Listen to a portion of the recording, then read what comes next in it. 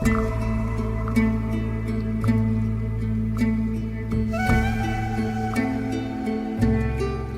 hamparan Kepulauan Nusa Tenggara, terbentang sebuah pulau megah yang menyimpan jejak peradaban ribuan warsa, Pulau Sumbawa. Disinilah berdiam Tau Samawa, masyarakat yang kisahnya terukir dari perpaduan budaya, deru ombak perdagangan, dan kokohnya kerajaan-kerajaan masa silam.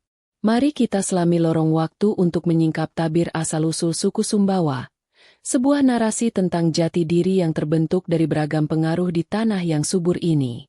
Jauh sebelum catatan sejarah tertulis dengan rapi, Pulau Sumbawa telah menjadi rumah bagi kehidupan manusia.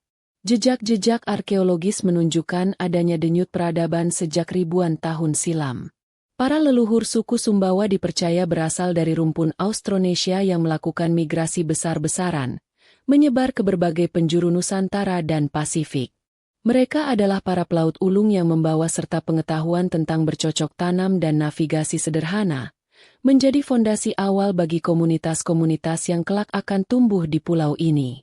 Pulau Sumbawa, dengan letaknya yang strategis di jalur pelayaran kuno, tak pernah sepi dari interaksi dengan dunia luar. Angin muson membawa serta para pedagang dari berbagai negeri, menyinggahi pesisir dan bertukar barang serta gagasan. Catatan sejarah dari zaman Kerajaan Sriwijaya pada abad ke-7 telah menyebutkan adanya hubungan dengan wilayah ini. Para pedagang ini tidak hanya membawa komoditas, tetapi juga memperkenalkan budaya, teknologi, dan sistem kepercayaan baru kepada penduduk setempat. Kemudian, pada puncak kejayaannya, Kekaisaran Majapahit dari Jawa Timur memperluas pengaruhnya hingga ke wilayah timur Nusantara. Kitab Negara Kertagama yang ditulis pada abad ke-14 menyebutkan nama-nama seperti Dompu, Bima, Sape, dan Sang Hyang Api sebagai bagian dari wilayah yang tunduk pada Majapahit. Pengaruh Majapahit ini membawa serta unsur-unsur budaya Hindu-Buddha yang kemudian berakulturasi dengan kepercayaan lokal yang sudah ada sebelumnya, yaitu animisme dan dinamisme. Interaksi dengan berbagai kekuatan eksternal ini secara perlahan membentuk karakter masyarakat awal di Sumbawa. Mereka tidak hanya menjadi penerima pasif, tetapi juga secara aktif mengadopsi dan mengadaptasi unsur-unsur baru ke dalam tatanan sosial dan budaya mereka. Proses panjang inilah yang meletakkan dasar bagi lahirnya entitas-entitas politik yang lebih terorganisir di masa-masa selanjutnya, menjadi cikal bakal dari kerajaan-kerajaan yang akan mewarnai sejarah Pulau Sumbawa. Dari percampuran antara penduduk asli dengan para pendatang dan pengaruh peradaban besar inilah, benih-benih masyarakat yang kini kita kenal sebagai Tau Samawa mulai bertunas. Mereka adalah cerminan dari sebuah pulau yang terbuka, dinamis, dan senantiasa terhubung dengan dunia yang lebih luas. Sebuah mozaik budaya yang terus terbentuk dan berkembang seiring bergulirnya sang waktu. Sebelum Kesultanan Sumbawa menancapkan pilar kekuasaannya, lanskap politik Pulau Sumbawa diwarnai oleh kehadiran sejumlah kerajaan-kerajaan kecil yang lebih kuno. Entitas-entitas politik ini tumbuh secara organik dari kelompok-kelompok masyarakat yang mendiami berbagai wilayah di bagian barat pulau. Mereka adalah bukti bahwa masyarakat Sumbawa telah memiliki sistem pemerintahan yang terorganisir jauh sebelum pengaruh Islam dan kekuasaan dari luar menjadi dominan. Salah satu kerajaan tertua yang tercatat dalam sejarah adalah Kerajaan Ngali, yang diperkirakan telah berdiri sejak abad ke-5 Masehi. Kerajaan ini disebut-sebut sebagai yang terbesar pada masanya, dengan wilayah kekuasaan yang membentang luas di bagian timur dan selatan Sumbawa. Keberadaan Kerajaan Ngali menunjukkan adanya sebuah pusat kekuasaan yang mampu mengendalikan wilayah yang signifikan dan memiliki struktur pemerintahan yang mapan pada periode awal sejarah Sumbawa. Selain Ngali, beberapa kerajaan lain juga turut meramaikan panggung sejarah. Di wilayah barat, berdiri Kerajaan Seran di Seteluk, Kerajaan Taliwang, dan Kerajaan Jereweh. Ketiga kerajaan ini nantinya akan memiliki hubungan yang erat dengan Kesultanan Sumbawa sebagai kerajaan vasal yang dikenal dengan sebutan Kamutar Telu. Keberadaan mereka menunjukkan adanya pusat-pusat kekuasaan lokal yang memiliki otonomi tersendiri sebelum dipersatukan di bawah satu payung kekuasaan yang lebih besar. Di wilayah lain, muncul pula kerajaan-kerajaan seperti Utan Kadali di Utan, Sampar Samulan di Moyo Hulu, serta Gunung Galesa di Moyo Hilir. Nama-nama kerajaan ini mungkin tidak sebesar Ngali atau Taliwang, namun keberadaan mereka menandakan adanya struktur masyarakat yang kompleks dan tersebar di berbagai penjuru wilayah Sumbawa. Masing-masing kerajaan ini kemungkinan besar memiliki corak budaya dan sistem pemerintahannya sendiri yang dipengaruhi oleh kondisi geografis dan interaksi dengan komunitas sekitarnya. Keberadaan kerajaan-kerajaan kuno ini menjadi fondasi penting dalam pembentukan identitas suku Sumbawa. Mereka adalah leluhur politik dari masyarakat Samawa, yang meletakkan dasar-dasar tata kelola pemerintahan, hukum adat, dan struktur sosial. Meskipun sebagian besar riwayat mereka tertelan oleh waktu dan minimnya catatan tertulis, eksistensi mereka tak terbantahkan dan menjadi bagian tak terpisahkan dari narasi besar asal-usul Tau Samawa.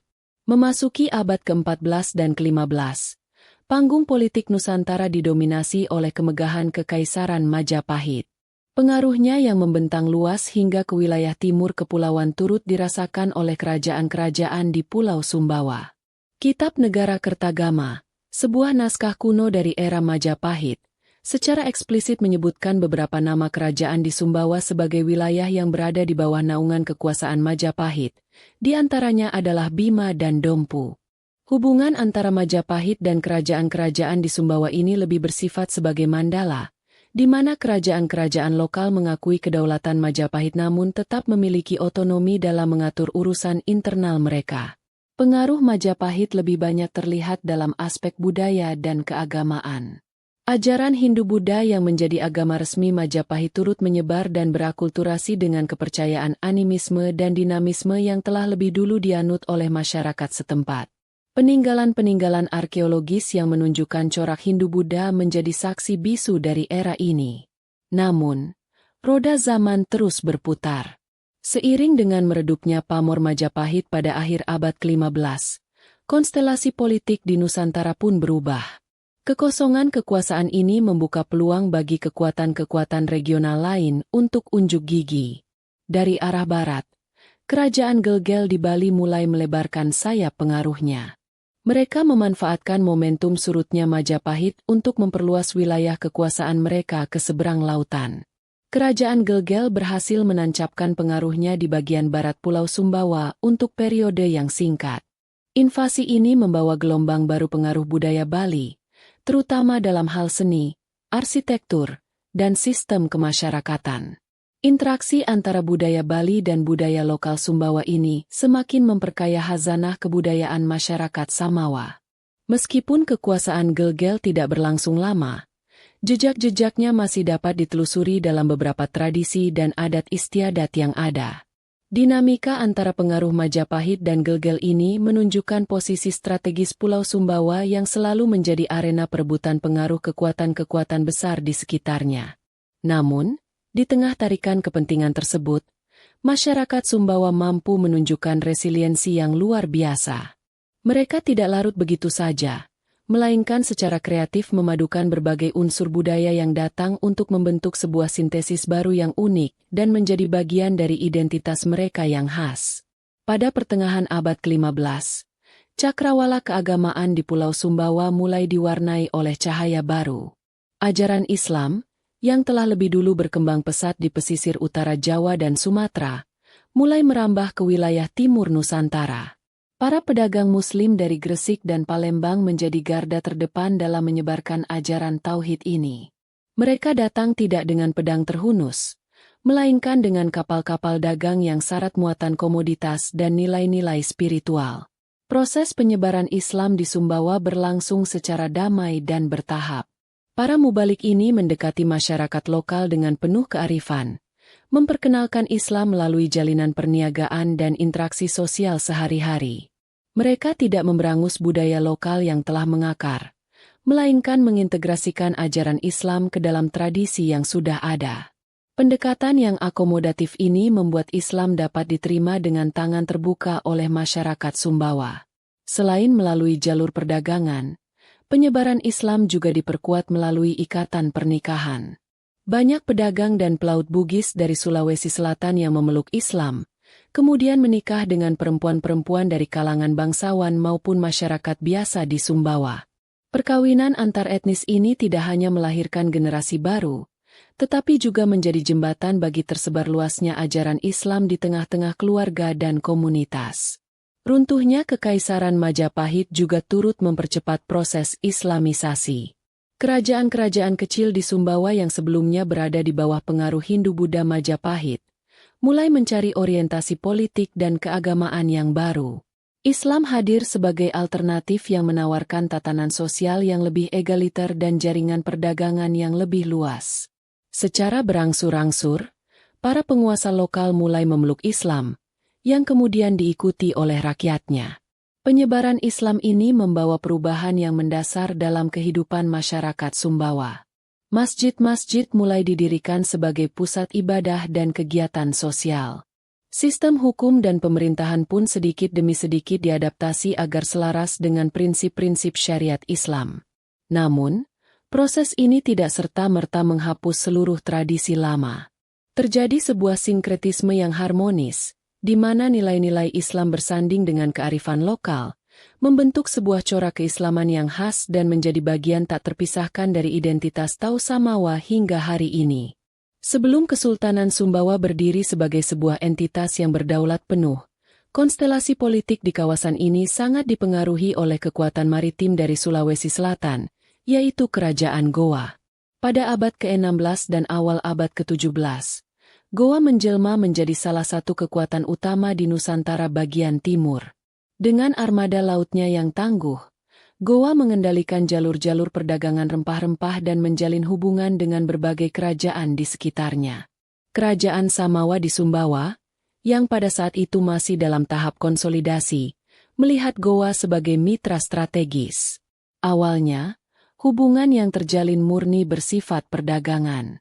Pelabuhan-pelabuhan di Sumbawa menjadi tempat persinggahan bagi para pedagang Goa, menciptakan sebuah simbiosis mutualisme yang menguntungkan kedua belah pihak. Sumbawa yang kaya akan hasil bumi seperti kayu cendana, madu, dan kuda, menjadi komoditas yang diminati oleh Goa. Seiring berjalannya waktu, hubungan dagang ini berkembang menjadi sebuah aliansi strategis. Menyadari kekuatan Goa yang semakin dominan, para penguasa Samawa melihat perlunya menjalin ikatan yang lebih kuat untuk menjaga keamanan dan stabilitas wilayah mereka. Perjanjian untuk saling menjaga keamanan dan ketertiban pun disepakati. Dalam persekutuan ini, kerajaan Goa yang memiliki pengaruh lebih besar bertindak sebagai pelindung, patron, bagi kerajaan Samawa. Di bawah perlindungan Goa, kerajaan Samawa dapat berkembang dengan relatif aman dari ancaman kekuatan eksternal lainnya. Pengaruh Goa tidak hanya terbatas pada bidang politik dan militer. Unsur-unsur budaya Makassar, seperti bahasa, adat istiadat, dan sistem pemerintahan, juga turut diadopsi dan berakulturasi dengan budaya lokal Sumbawa. Kedekatan ini bahkan memunculkan beberapa pendapat yang menyebutkan bahwa asal-usul sebagian masyarakat Sumbawa berkaitan dengan orang-orang dari Goa. Era pengaruh Goa ini menjadi sebuah fase penting dalam perjalanan sejarah Sumbawa. Meskipun berada di bawah bayang-bayang kekuatan yang lebih besar, para pemimpin Samawa mampu memanfaatkan situasi ini untuk memperkuat fondasi internal kerajaan mereka.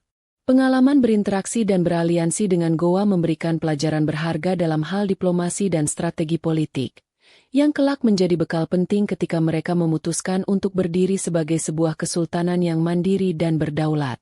Memasuki pertengahan abad ke-17, lanskap politik di Sumbawa mencapai sebuah titik balik yang monumental. Setelah melalui serangkaian proses konsolidasi internal dan dinamika hubungan dengan kekuatan eksternal, kerajaan Samawa akhirnya memproklamasikan dirinya sebagai sebuah kesultanan. Peristiwa ini menandai lahirnya sebuah kekuatan politik Islam yang signifikan di Pulau Sumbawa, yang wilayah kekuasaannya mencakup hampir 2/3 dari luas pulau tersebut. Meskipun tahun pastinya masih menjadi perdebatan di kalangan sejarawan, berdirinya Kesultanan Sumbawa diperkirakan terjadi sebelum tahun 1648 Masehi. Transformasi dari kerajaan menjadi kesultanan ini tidak hanya sekadar perubahan nama, tetapi juga mencerminkan pergeseran fundamental dalam landasan ideologi pemerintahan. Dengan mengadopsi sistem kesultanan, Islam secara resmi menjadi dasar negara dan sumber hukum utama dalam penyelenggaraan pemerintahan. Tonggak sejarah yang lebih jelas tercatat pada tahun 1674, ketika sebuah dinasti baru bernama Dewa Dalam Bawa didirikan. Dinasti ini menggantikan dinasti sebelumnya, Dewa Awan Kuning, yang merupakan penguasa terakhir di era pra-Islam. Berdirinya dinasti Dewa Dalam Bawa ini menjadi penanda dimulainya babak baru dalam sejarah Sumbawa, di mana pemerintahan dijalankan oleh sultan-sultan yang berkuasa secara turun-temurun, hingga kesultanan ini bergabung dengan Republik Indonesia pada abad ke-20. Sultan Harunur Rasyid I, 1674-1702, tercatat sebagai salah satu sultan awal dari dinasti Dewa Dalam Bawa. Di bawah kepemimpinannya dan sultan-sultan penerusnya, Kesultanan Sumbawa terus memperkuat struktur pemerintahannya. Wilayah kesultanan dibagi menjadi beberapa distrik yang dikepalai oleh pejabat-pejabat lokal. 3 kerajaan kecil di bagian barat, yaitu Seran, Taliwang, dan Jereweh, diintegrasikan ke dalam wilayah kesultanan sebagai daerah vasal dengan status khusus yang dikenal sebagai Kamutar Telu. Berdirinya Kesultanan Sumbawa menjadi puncak dari perjalanan panjang masyarakat Samawa dalam menemukan bentuk identitas politik mereka. Ini adalah manifestasi dari kemampuan mereka untuk beradaptasi dengan perubahan zaman, mengadopsi ajaran Islam, dan membangun sebuah institusi pemerintahan yang kokoh. Peninggalan-peninggalan fisik dari era ini, seperti istana dalam loka dan kompleks makam para sultan, masih berdiri megah hingga hari ini sebagai saksi bisu dari kejayaan Kesultanan Sumbawa di masa lampau. Pada bulan April tahun 1815 Masehi, langit di atas Pulau Sumbawa berubah menjadi gelap gulita. Gunung Tambora, yang selama berabad-abad tertidur pulas, tiba-tiba terbangun dari tidurnya dan memuntahkan amarahnya dalam sebuah letusan yang maha dahsyat. Peristiwa ini tercatat sebagai salah satu erupsi vulkanik paling kuat dalam sejarah manusia, yang dampaknya tidak hanya dirasakan di Sumbawa, tetapi juga di seluruh dunia. Letusan kolosal ini melepaskan sekitar 150 km kubik abu dan material vulkanik ke atmosfer. Hujan abu dan batu apung turun tanpa henti selama berhari-hari, menyelimuti seluruh pulau dalam kegelapan pekat. Suara gemuruhnya terdengar hingga ribuan kilometer jauhnya, sementara tsunami yang dipicunya menyapu bersih wilayah-wilayah pesisir. Bagi masyarakat Sumbawa, peristiwa ini adalah sebuah kiamat kecil yang datang tanpa peringatan. Dampak dari letusan Tambora sungguh mengerikan. Diperkirakan hingga 71.000 orang tewas, baik secara langsung akibat letusan maupun karena kelaparan dan penyakit yang mengikutinya.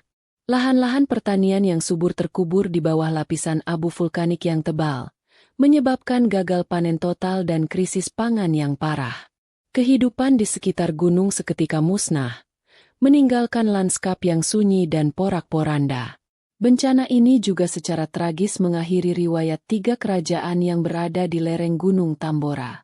Kerajaan Sanggar, Kerajaan Tambora, dan Kerajaan Pekat, yang sebelumnya merupakan entitas politik yang berdaulat, lenyap seketika ditelan oleh lahar panas dan awan debu.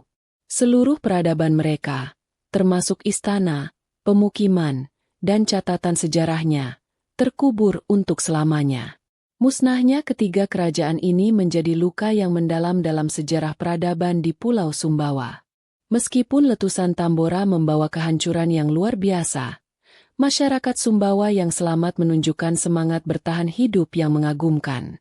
Mereka bangkit dari puing-puing, membangun kembali kehidupan mereka sedikit demi sedikit. Peristiwa tragis ini menjadi bagian tak terpisahkan dari memori kolektif Tau Samawa, sebuah pengingat akan kekuatan alam yang dahsyat dan kerapuhan hidup manusia di hadapannya. Identitas suku Sumbawa, atau yang mereka sebut sebagai Tau Samawa, bukanlah sesuatu yang terbentuk dalam semalam. Ia adalah hasil dari sebuah proses panjang yang melibatkan percampuran, akulturasi, dan sintesis budaya selama berabad-abad. Sebagaimana yang diungkapkan dalam berbagai legenda dan catatan sejarah, asal-usul Tau Samawa merupakan sebuah mozaik yang tersusun dari berbagai kepingan etnis dan budaya yang datang silih berganti ke pulau ini. Secara etnografis, suku Sumbawa diyakini sebagai percampuran antara penduduk asli Nusantara dengan gelombang migrasi dari daratan Asia Tenggara, termasuk suku-suku Austronesia yang tiba ribuan tahun silam. Kelompok-kelompok awal ini kemudian berinteraksi dan berbaur dengan para pendatang berikutnya, seperti orang-orang Melayu dari Sumatera, serta para pelaut dan pedagang ulung dari Bugis dan Makassar di Sulawesi. Tidak ketinggalan, pengaruh dari Jawa juga turut memberikan warna dalam pembentukan identitas ini. Proses percampuran ini, yang diperkirakan oleh para ahli telah berlangsung setidaknya selama 3 abad, secara bertahap membentuk karakteristik fisik dan budaya Tausamawa seperti yang kita kenal sekarang. Di daerah-daerah pedalaman, masih dapat dijumpai ciri-ciri fisik ras Proto-Melayu, yang diyakini sebagai gelombang pendatang yang lebih awal. Namun, di wilayah pesisir yang lebih terbuka, percampuran dengan ras Deutero-Melayu dan etnis-etnis lainnya terjadi lebih intensif. Bahasa Samawa, yang menjadi penanda utama identitas mereka, juga mencerminkan proses akulturasi ini. Meskipun memiliki kekhasannya sendiri, dalam kosakata dan strukturnya dapat ditemukan jejak-jejak pengaruh dari bahasa Melayu, Bugis, Makassar, bahkan Bali. Bahasa ini menjadi alat pemersatu yang mengikat komunitas-komunitas yang tersebar di bagian barat dan tengah Pulau Sumbawa ke dalam satu identitas kolektif sebagai orang Samawa. Pada akhirnya, menjadi seorang Tausamawa berarti menjadi bagian dari sebuah warisan sejarah yang kaya dan kompleks. Ini adalah tentang mengakui akar leluhur yang beragam, merayakan perpaduan budaya yang harmonis, dan membawa semangat keterbukaan yang telah diwariskan dari generasi ke generasi. Identitas Tausamawa adalah bukti nyata bahwa dari perjumpaan dan percampuran berbagai peradaban, dapat lahir sebuah identitas baru yang unik, kuat, dan penuh warna. Demikianlah kisah ini diceritakan. Segala kebenaran detailnya kita kembalikan kepada Tuhan Yang Maha Esa.